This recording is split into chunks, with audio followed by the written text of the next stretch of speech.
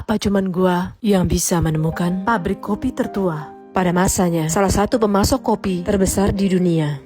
Di mana tempatnya? Sini gua ceritain.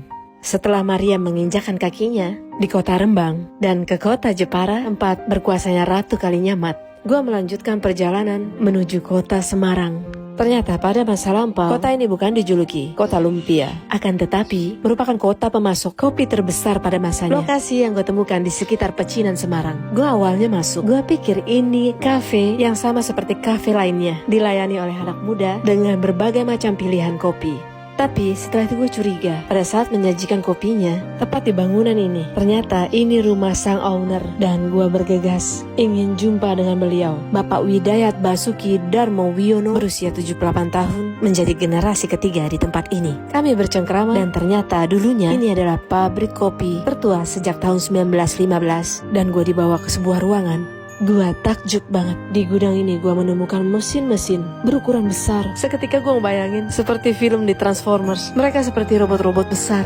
Ternyata ini adalah mesin kopi Sangrai. Asli, ini mah antik banget. Pabrik kopi ini bernama Margorejo, pengekspor kopi terbesar puncak kejayaan di tahun 1929 dengan 3 mesin buatan Jerman dan 2 mesin buatan Belanda. Namun pada resesi global penjualan merosot. Lucunya, karena sudah mendunia, bikin tentara sekutu ketagihan di tahun 1946 meminta untuk Margorejo tetap beroperasi. Para sekutu mendatangkan 3 mesin buatan Jerman. Namun sayangnya, penjualan tetap tidak stabil seperti semula karena perkembangan zaman dan masyarakat mulai memilih kopi instan. Bangga gue bisa bertemu sang bapak generasi ketiga sambil bernostalgia menceritakan kejayaan pabrik kopi ini. Dan Margorejo tetap menjadi bagian penting dari sejarah kopi di Indonesia.